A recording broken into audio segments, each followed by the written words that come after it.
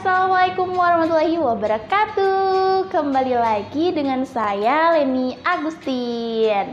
Nah, di video ini aku akan menjelaskan khusus tentang jalur SNMPTN. Oke, langsung saja ya.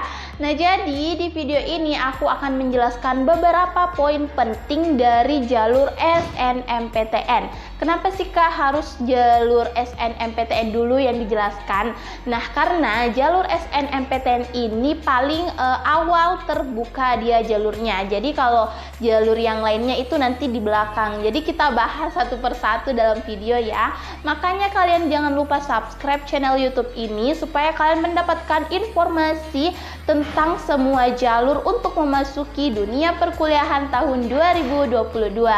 Nah, kalau kalian mau informasi terbaru, terlengkap lagi, kalian juga bisa follow Instagram info.umptkin yang followersnya sekarang udah 38.000 ya, karena sekarang itu udah banyak banget akun-akun yang membuat seperti itu. Dan jangan lupa juga untuk follow Instagram pribadi aku Leni Agustin 10 kalau kalian mau. Kalau nggak mau ya nggak apa-apa sih. Pokoknya kalau kalian mau akrab dengan aku, silahkan kalian follow Instagram pribadi aku. Oke deh, langsung saja ya kita ke videonya, nggak usah banyak bicara-bicara lagi. Oke, karena kalian menginginkan informasi SNMPTN. Oke, langsung saja, ini dia videonya.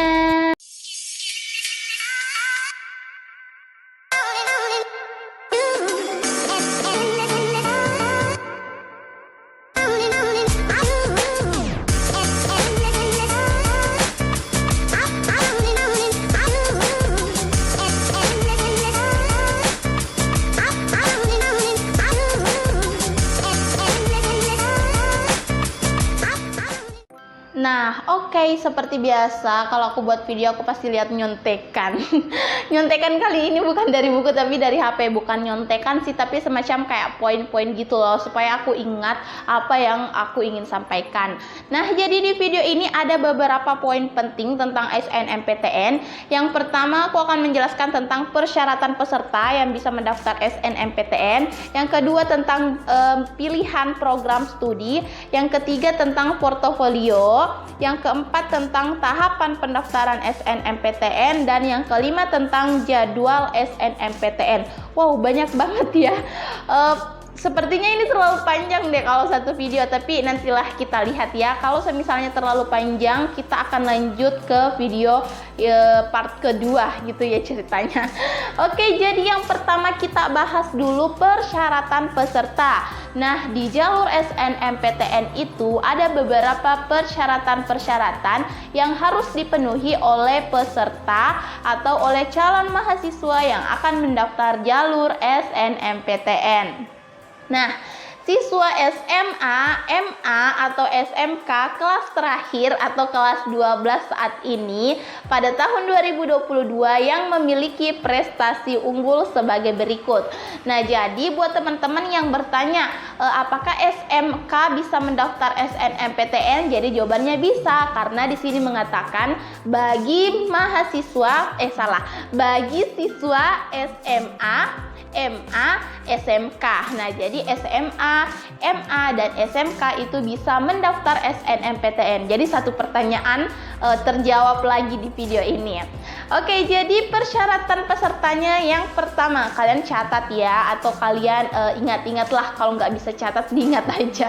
Oke, yang pertama, mereka memiliki prestasi akademik dan memenuhi persyaratan yang ditentukan oleh masing-masing PTN. Nah, jadi dia harus memiliki prestasi akademik dan dia harus memenuhi juga persyaratan dari kampus masing-masing. Nah, karena di setiap kampus itu dia memiliki sistem yang berbeda-beda, makanya persyaratannya juga berbeda-beda. Nah, semisalnya kalian ingin mendaftar SNMPTN di kampus A atau di kampus B, kampus C, ya kalian harus menggali informasi tentang kampus tersebut. Berkas apa saja sih yang dibutuhkan dari kampus A, berkas apa saja sih yang dibutuhkan kampus B, karena di setiap kampus itu sistemnya beda-beda. Oke? Oke, next, persyaratan peserta yang kedua untuk mendaftar SNMPTN yaitu memiliki NISN atau NISN, nomor induk sekolah nasional, dan terdaftar di PDSS. Apa sih PDSS itu, Kak? Oke, ini aku juga mau buatin video di selanjutnya karena banyak banget yang bingung. Apa sih PDSS itu, Kak? Apakah kita harus mendaftar atau sekolah yang mendaftar atau bagaimana? Ini aku akan buat videonya juga, tapi di sini kalian dengarkan dulu penjelasan persyaratan peserta. Nah, oke. Jadi persyaratan yang kedua harus memiliki NISN atau nomor induk sekolah nasional. Ini biasanya kalian bisa bertanya sama guru dan biasanya juga ada di Google sih. Kalian tulis nama kalian aja sama sekolah kalian, NISN kalian akan otomatis muncul. Karena aku biasa gitu sih, aku cek di Google kalau aku lupa. Dan terdaftar di PDSS. Oke, persyaratan yang ketiga adalah memiliki nilai rapor semester 1 sampai 5 yang telah diisikan di PDSS. Nah, jadi memang jalur SNMPTN itu tidak perlu dites, nggak ada tes apapun, dia hanya membutuhkan nilai rapor semester 1 sampai semester 5 atau kelas 10 semester 1-2, kelas 11 semester 1-2, dan kelas 12 semester 1. Oke, itu ya supaya kalian lebih paham. Next, persyaratan yang keempat adalah peserta yang memilih program studi bidang seni dan olahraga itu wajib mengunggah portofolio. Nah, semisalnya kalian menginginkan jurusan yang bersifat seni, jurusan yang bersifat olahraga, semisalnya pendidikan olahraga gitu ya. Jadi dia wajib mengunggah portofolio. Nah, pasti muncul lagi nih pertanyaan, portofolio seperti apa sih, Kak, yang dibutuhkan? Portofolio yang seperti apa, yang bagaimana, kita dapat dari mana? Pasti muncul pertanyaan seperti itu. Oke, kita langsung bahas. Nah, di sini tertulis ada 10 jenis portofolio.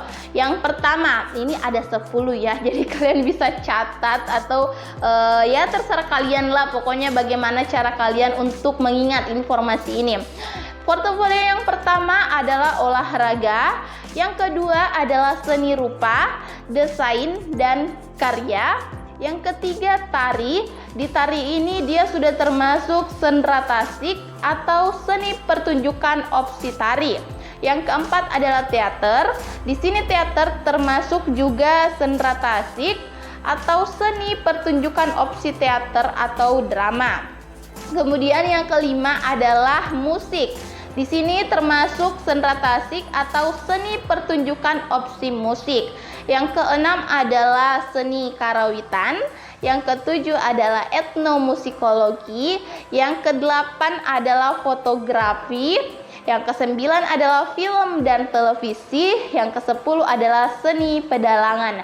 Nah, jadi itu dia tadi 10 jenis portofolio yang bisa kalian masukkan di saat mendaftar SNMPTN. Nah, jadi ini portofolio ini hanya berlaku ketika kalian memilih jurusan yang bersifat seni atau olahraga.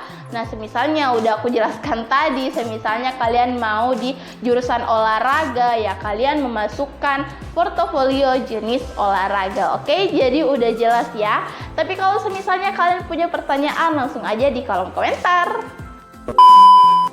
Oke, next point yang keberapa ya? Yang ketiga yang aku ingin sampaikan tentang SNMPTN, tentang pilihan program studi. Karena banyak banget juga kemarin yang bertanya, Kak, kalau SNMPTN itu kita pilih prodinya bagaimana sih? Apakah jurusan ini yang pertama, jurusan ini yang kedua? Terus ada juga yang bertanya, apakah kita boleh memilih 2 jurusan atau hanya 1 jurusan atau 3 atau bagaimana? Pokoknya banyak banget. Nah, di video ini udah terjawab ya. Oke, yang pertama, setiap siswa dapat memilih 2 program studi dari 1 PTN atau 2 PTN. Oke, jelaskan. Jadi, calon mahasiswa itu bisa memilih 2 program studi dari 1 kampus atau 2 kampus. Nah, semisalnya dari kampus saya nih, dari kampus IAIN Parepare. Aku memilih satu kampus IAIN Parepare aja. Terus aku milih jurusan pendidikan bahasa Inggris dan pendidikan matematika. Nah, jadi itu adalah istilahnya satu kampus, dua jurusan. Nah, terus opsi kedua, kalian juga bisa memilih dua kampus. Semisalnya IAIN Parepare, kampus pertama, kalian mau pilih pendidikan matematika. Terus pilihan kedua, IAIN Palopo, pendidikan matematika. Nah, jadi kalian boleh memilih satu kampus atau dua kampus. Yang jelasnya kalian memilih dua pilihan atau dua jurusan. Ya, paham ya? Kalian harus paham pokoknya. Kalau kalian nggak paham, boleh bertanya di kolom komentar. Oke, next, ketentuan pemilihan program studi yang kedua adalah jika memilih dua program studi, salah satu harus berada di PTN pada provinsi yang sama dengan SMA, MA, atau SMK asalnya. Jika memilih satu program studi, dapat memilih PTN yang berada di provinsi manapun.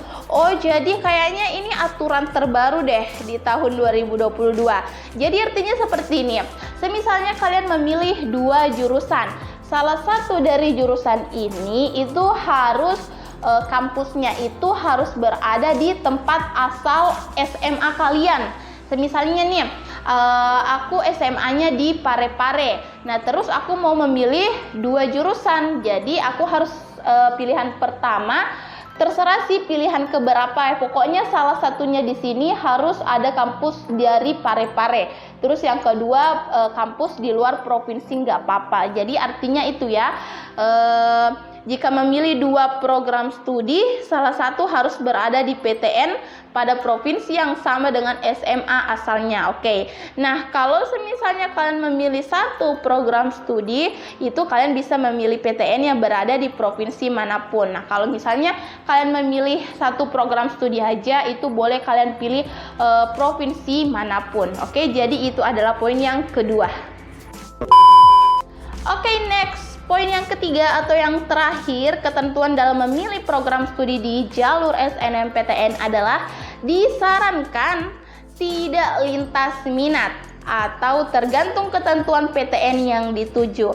Ya, jujur sih aku pribadi juga kalau kalian mau mendaftar SNMPTN yang memakai jalur rapor itu aku sangat tidak menyarankan untuk lintas jurusan atau linjur atau lintas minat. Pokoknya di SNMPTN itu aku nggak menyarankan. Kenapa? Karena logikanya seperti ini. Apa ya logikanya? Logikanya seperti ini menurut aku pribadi ya, bukan menurut siapapun, ini menurut aku pribadi begini. Karena kan SNMPTN itu kan yang dinilai rapornya kan gak ada tes apapun. Nah, semisalnya nih kalian dari jurusan IPS. Nah, semisalnya aku dari jurusan IPS. Terus aku mau masuk kedokteran. Kedokteran itu IPA kan. Nah, jadi itu yang namanya lintas jurusan. Dari SMA aku IPS, tapi ketika aku ingin kuliah aku mau kedokteran yang termasuk IPA, jadi itu namanya lintas jurusan. Nah, kenapa aku tidak menyarankan? Karena di SNMPTN itu kan mengandalkan nilai rapor. Nah, sementara aku IPS. Di IPS aku kan nggak ada nilai IPA. Iya kan? Di anak IPS itu di rapornya nggak ada nilai biologi, nggak ada nilai fisika, nggak ada nilai kimia. Ya iyalah, karena dia IPS. Nah, makanya itu aku pribadi tidak menyarankan lintas jurusan dalam jalur SNMPTN. Karena ya seperti itu tadi, di rapor kalian, rapor IPS tidak ada nilai IPA. Begitupun sebaliknya, rapor IPA tidak ada nilai IPS. Jadi apa yang ingin dinilai? Bagaimana cara kalian lolos kalau mau lintas jurusan di SNMPTN? Tapi ya tergantung kembali lagi sih sama diri kalian. Tergantung lagi kalau semisalnya memang kalian mau lintas jurusan ya nggak apa-apa. Tapi aku pribadi tidak menyarankan dan juga di sini tertulis tidak disarankan. Oke, jadi hati-hati dalam memilih jurusan di jalur SNMPTN. Oke guys, jadi itu dia tadi poin-poin tentang SNMPTN. Poin pertama tentang persyaratan peserta, poin kedua tentang jenis-jenis portofolio yang kalian kumpulkan, dan yang ketiga tentang pilihan program studi. Sebenarnya masih ada poin 4 dan 5, yaitu tahap pendaftaran sama jadwal SNMPTN. Tapi saya rasa video ini sudah terlalu lama guys, nanti kalian bosan. Jadi oke, nggak apa-apa ya, kita sudahi dulu video ini, next ke video selanjutnya. Makanya jangan lupa subscribe channel YouTube ini, karena di YouTube ini kita akan membahas tentang jalur-jalur untuk memasuki dunia perkuliahan tahun 2022. Jangan lupa juga untuk follow Instagram info.umptkin, karena di sana juga banyak soal-soal yang bisa kalian jawab, dan ada tryout gratis juga guys. Kalian jangan lupa ikut tryout itu karena gratis. Kalian bisa masuk grup, kalian juga bisa dapat pembahasannya. Pokoknya kalian gak rugi sama sekali. Oke, follow Instagram pribadi aku juga supaya kita berteman. Mau kan berteman sama aku? Oke, jadi Instagram pribadi aku namanya Leni Agustin 10. Oke deh guys, kita lanjut ke video kedua ya. Oke, sekian ya. Oke deh, sekian. Wassalamualaikum warahmatullahi wabarakatuh.